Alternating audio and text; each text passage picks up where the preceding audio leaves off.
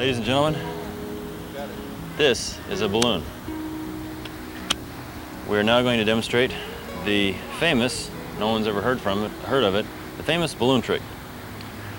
First, you blow the balloon up. Good sound effects there, huh? Seems like it's holding the air.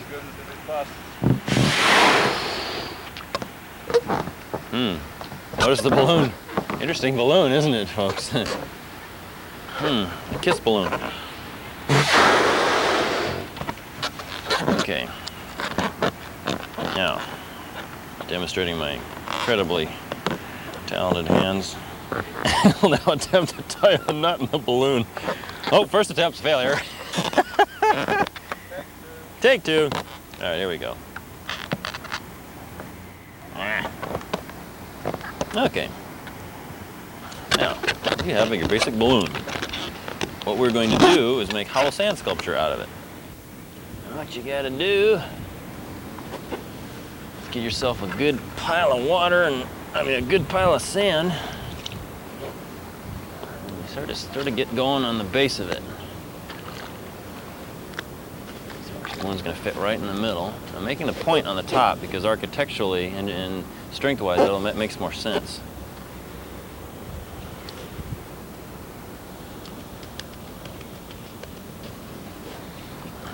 Okay.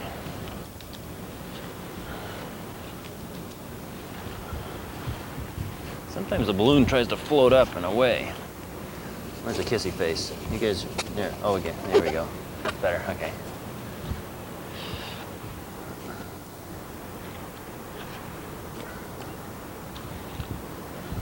Rid of the bad stuff in the sand.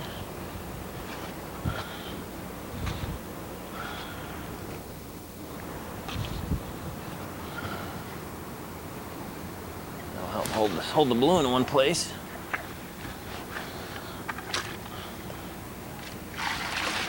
Okay. What I'm doing is I'm just basically building it up, just like sort of a mud dauber does with his nest.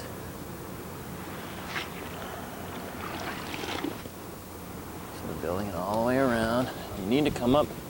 You're going to need to come up with it, so you need to give yourself enough of a base on here to support the sand that will come in above it.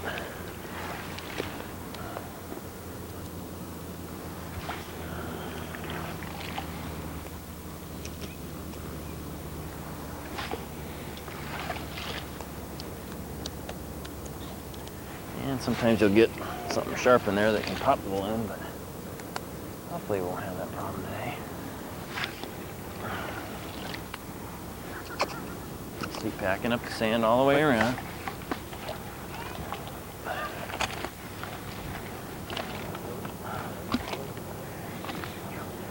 Try to maintain an awareness of how thick the sand is and where your balloon is located.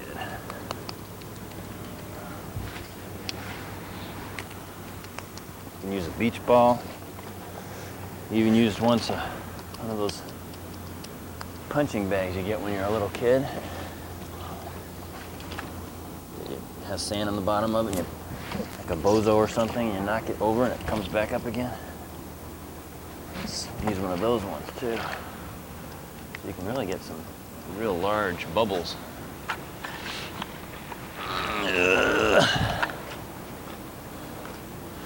Let's continue coming up with it. Cover up our lippies, our lips.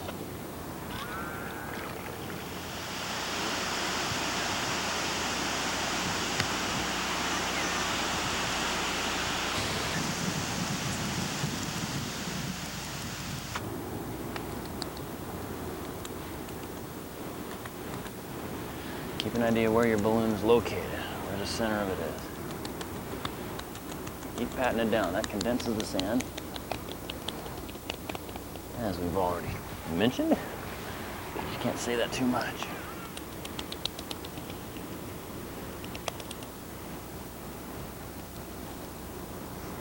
There's our balloon. Keep working that down.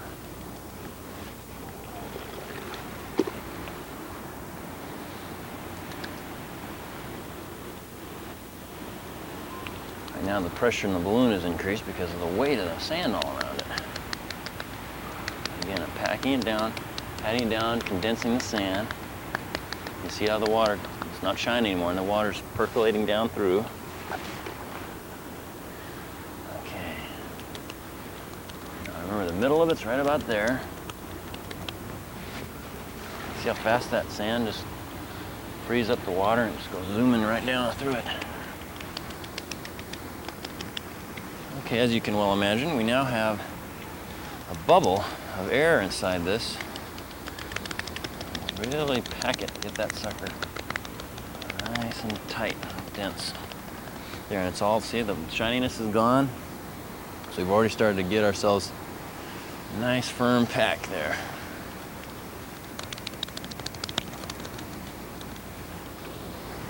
And you can just sort of add a little bit more where you seem to think it may be thin, because you want to have an even thickness all the way around, sort of as a good starting point. You can start to change that when you get better able to see how thick the material is and where your balloon is. Okay, now let's start sculpting.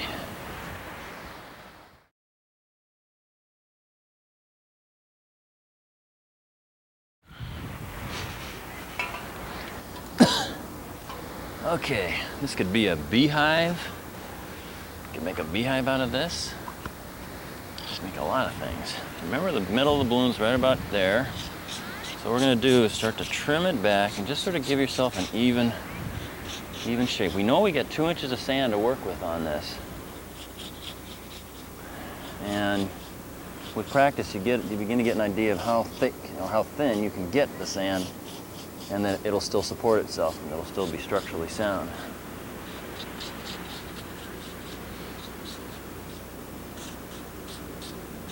This is my approach. I like to thin it all out pretty evenly, try and get a nice uniform dome shape.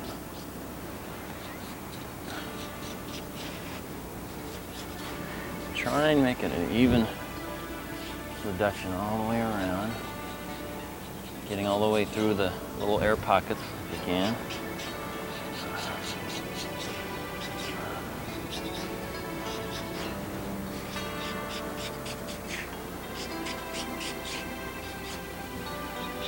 The reason you carve it smooth and get the shape pretty close to or closer to the finished shape is that you've got the strength of that interior balloon right now holding it, supporting it.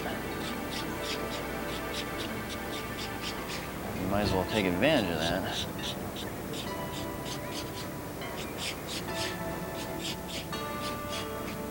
Also give yourself a little time for the water to keep percolating through.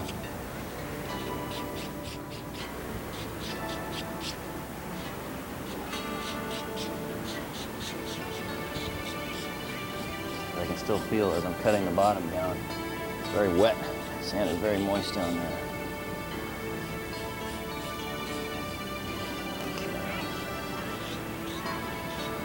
Remember, we kind of have a point on this balloon. We actually turned it upside down.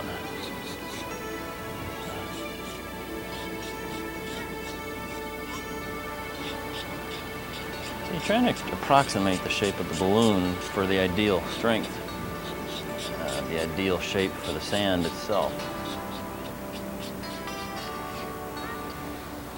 Okay, I'll use the bigger spreader. Sort of smooth things out a little further. When you're sculpting, try and switch hands if you can. It gives you a much more versatile technique. You can work in tighter quarters and different spots. You also can be much faster. You don't have to shift everything around always. But, in the end result is just have fun. So I like to try and shift it around. And this looks like a big egg.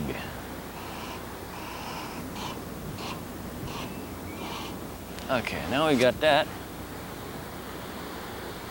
Now you can sort of just feel it and tap it. Just give yourself a sense of where, if it is really thin, it might give a little bit when you're tapping it. You want to have an even thickness all the way around the whole hand patty that you did.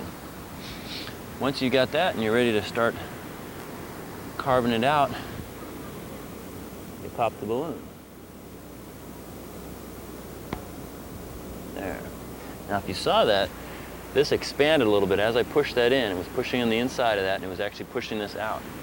Still intact though, amazingly enough. We got a little bit of a crack over here. That was from the expansion of the balloon. What you can also do is use a little valve, or pinch the bottom of the balloon with a pair of hemostats, like the doctors have, or any kind of a clip, and just mark where the clip is, and then dig that away to where the clip is, let the air out very slowly. But we should be okay. Got a little bit of crack there, so that'll be a window that we'll put in right there. And I don't see any other cracks, so let's go over to this side and show you the bubble that the hole inside. Where is that crack?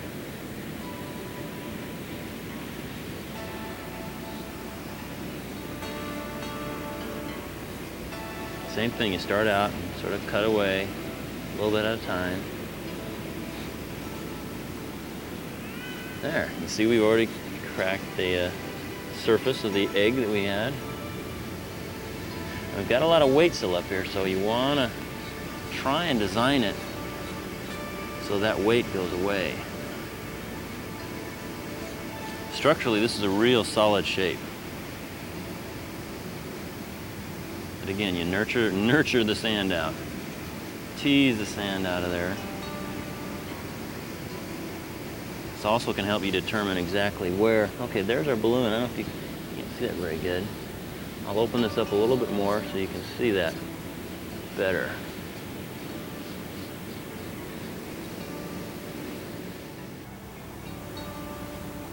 Okay, I'm opening up here. Get some big windows in here, sort of like a observatory or something, like I guess.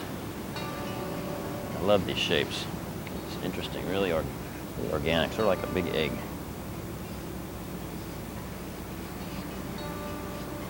Line that off, like that flat. You feel the sand down there is very moist.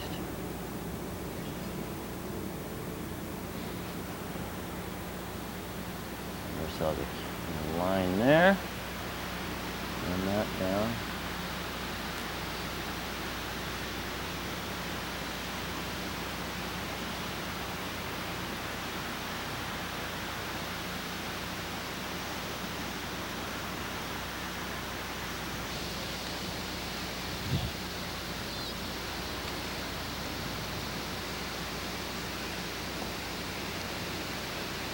You can dictate the degree of detail you want to incorporate into your design.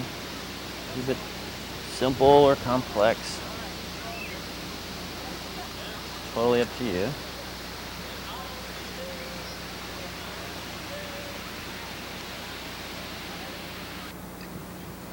Okay.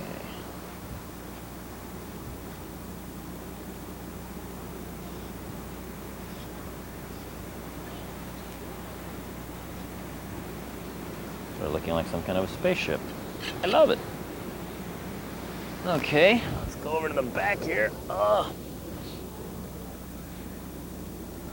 This is a strange thing. I don't know what it is. It is a strange thing. Let's see, what can we do over here? Could duplicate that same pattern, but I'm gonna make a bigger cut through for you.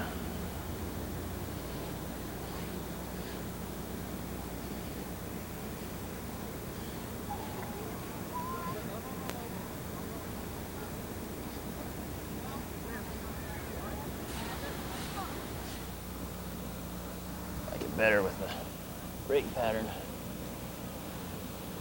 You can do whatever you want.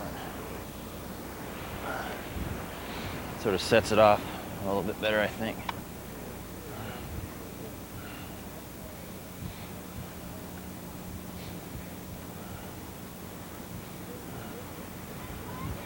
There.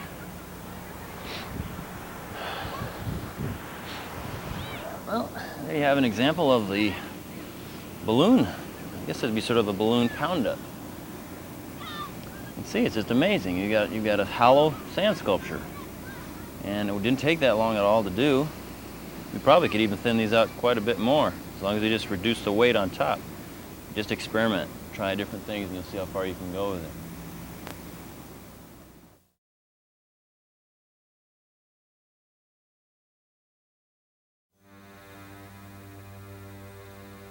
off on our last series of travels.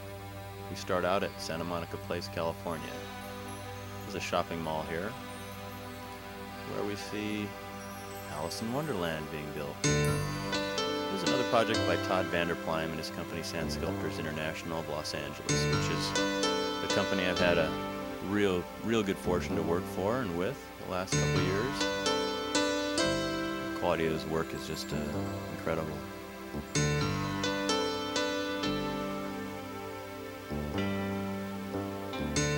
This project was built and developed over about 18 months. It took on various shapes. Here we see Santa's Village.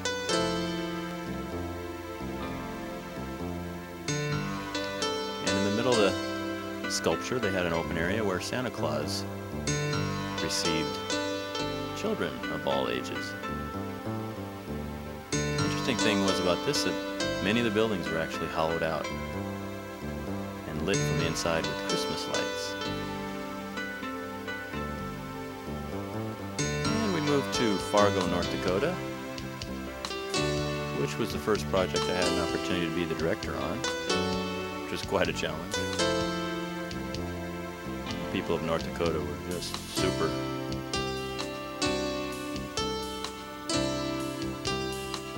And that was for the North Dakota Centennial.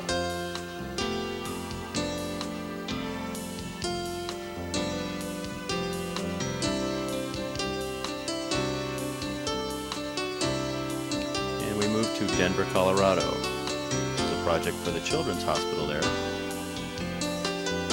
And we did a series of fairy tales. Snow White and the Seven Dwarfs, Alice in Wonderland, and Sleeping Beauty we see here as she's being completed.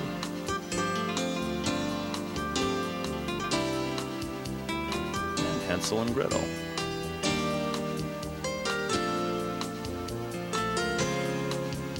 And again, it's nothing but sand and water.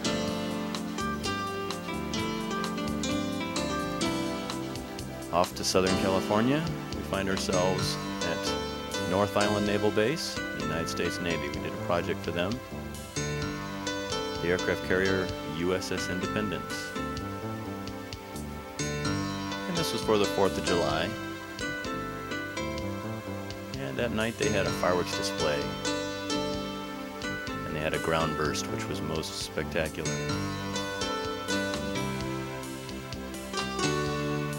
And the last little trip, we go to San Diego Wild Animal Park here in Southern California. Another little Santa's Village. This is Christmas time. And children and people got a chance to get their hands in it and make little things.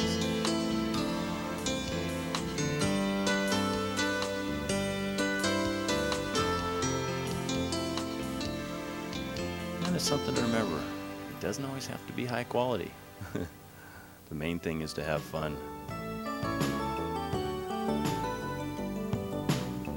Little thing we did one weekend. Again, the focus is on having fun.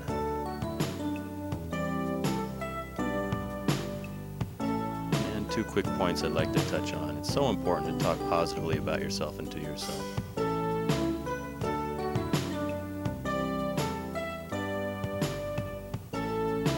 And when we do that, that supports our self-esteem, which is so important as well.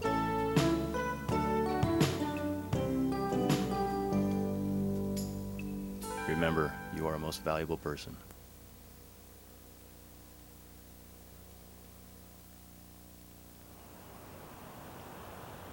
Well, I hope you had some fun today. I certainly have. I also hope that I've inspired you a little bit to get out there and try things and experience the creative side that is inside of you. Sand sculpture is a real special thing to me. It's helped me discover more of who I am, more of my potential. It's shown me the creative side of myself. It's a wonderful opportunity to get out of touch with the stresses of day-to-day living and sort of tap into something magical. The creative process is a magical thing. I hope that you get out there and you try something, whether it's sand sculpture or a box of crayons, doesn't matter. Just the creative side of ourselves is something that I think is something we should really nourish. There's another side of sand sculpture that we haven't had a chance to look at today, and that is the competitive side of sand sculpture. How many buckets are you setting up for water here? 750. Who wants the pound? 6 more.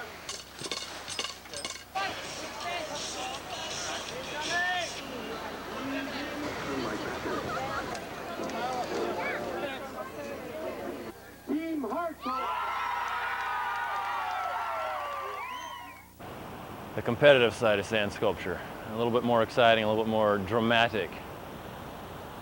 Next time, maybe we can take a look at that more closely and take you through that exciting sport, as it were.